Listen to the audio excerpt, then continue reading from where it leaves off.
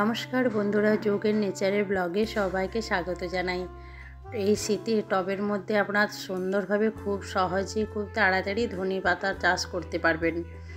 আর এই ধনে পাতা থেকে গাছ থেকে যদি একটি একটি পাতা তুলে আপনি ব্যবহার করেন তো আপনার অনেক দিন পর্যন্ত এই গাছগুলো থেকে আপনি ধনে পাতা ব্যবহার করতে পারবেন। আমি কত সহজে কীরকমভাবে ধনে চাষগুলো করলাম, ধনে গাছগুলো পেলাম কত দিনের মধ্যে, সব কিছুই আজকের ভিডিওটিতে আছে। বন্ধুরা শেষ পর্যন্ত ভিডিওটি দেখবেন, আর ভালো লাগলে অবশ্যই লাইক আর কমেন্ট করবেন, আর যারা নতুন তারা চ্যানেলটি সাবস্ক্রাইব করবেন। কাঁচা ধনেপাতা খাওয়া স্বাস্থ্যের জন্য খুবই ভালো। যাদের থাইরয়েডের সমস্যা আছে, কিডনির সমস্যা আছে, তারা এই শীতটাতে প্রতিদিন কাঁচা ধনেপাতার চাটনি বা বিভিন্ন রেসিপি করে খেতে পারেন। কাঁচা পাতা আপনি স্যালাডের মতো করেও খেতে পারেন। এই সুন্দরভাবে ধনে চাষ করার জন্য আগের রাতে আমি ধনে বীজগুলো ভিজিয়ে রেখেছিলাম জলের মধ্যে। ধনে বীজ থেকে গাছ বেরোতে একটু সময় লাগে, তাই আপনারা অবশ্যই আগের দিন রাত্রে জলে ভিজিয়ে রাখবেন। একটু ভিজে গেলে খুব তাড়াতাড়ি এগুলো থেকে গাছ হবে। আর ভালো মানের যদি বীজ নিয়ে আসেন তাহলে প্রতিটা গাছেই বার হবে আপনার ভালো দোকান থেকে।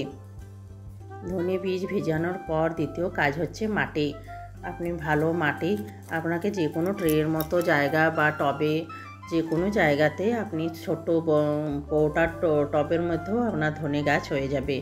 আমার এই চৌকা মতো টবের মতো ছিল, সেটাতেই আমি ধনে বীজগুলো ছড়াবো। পরের দিন সকালে আমি ধনে বীজগুলো এরকমভাবে একটা মাটিটা প্রথমে খুঁড়ে নিয়েছি খুব ভালোভাবে। দিয়ে খুঁড়ে নেওয়ার পর চারিধারে সমানভাবে বীজগুলো ছড়াবেন। একটু দেখে শুনে বীজগুলো আপনাকে ছড়াতে হবে। তারপরে মাটির সাথে একটু হাত নেড়ে নেড়ে যেন মাটির মধ্যে একটু ঢুকে যায় আর কি। উপর থেকে আমি কোকোপিট দিয়েছি। কোকোপিট দেওয়া থাকলে জল দিলে আপনার অনেক দিন পর্যন্ত জলটা ভিজে থাকে বা আর্দ্রতাটা বজায় রাখে। এই জন্য যে কোনো বীজ থেকে চারা তৈরি খুব সহজেই হয়।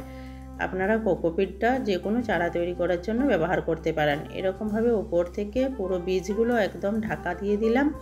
তারপর কোকোপিট দেওয়ার পর গোবর সার এখন দিয়ে দিলে আপনার গাছের জন্য কাজে আসবে। আর গোবর সার দিয়ে দিলে উপর থেকে মাটি জল দিলে আর গাছগুলো গরম হয়ে তাড়াতাড়ি বীজ থেকে চারা বার হয়। এরকমভাবে ধনে বীজ লাগালে আপনার খুব সহজে খুব তাড়াতাড়ি আপনি ধনে পাতা ব্যবহার করতে পারবেন। এখানে আমার ছেলে আমাকে হেল্প করছে। তার কিছুদিন পর 7 দিন পরের অবস্থা আপনাদেরকে দেখাচ্ছি। দেখুন কি সুন্দরভাবে বীজ থেকে প্রতিটা গাছ বেরিয়েছে। মাঝে মধ্যে এখনও বার হবে, এখনও মাঝে মধ্যে ফাঁকা আছে, ওগুলোতে পুরোপুরি গাছে ঘন হবে। এরপর আমার আপনাদেরকে দেখাচ্ছি 15 কি 20 দিন পরের অবস্থা।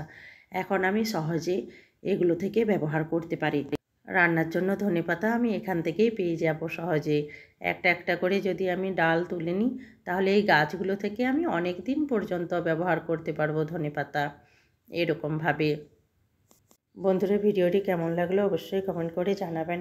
এই গাছগুলো এখনও অনেক ঘন হবে, যত বড় হবে তত ঘন হতে থাকবে আর পাতা বার হতে থাকবে।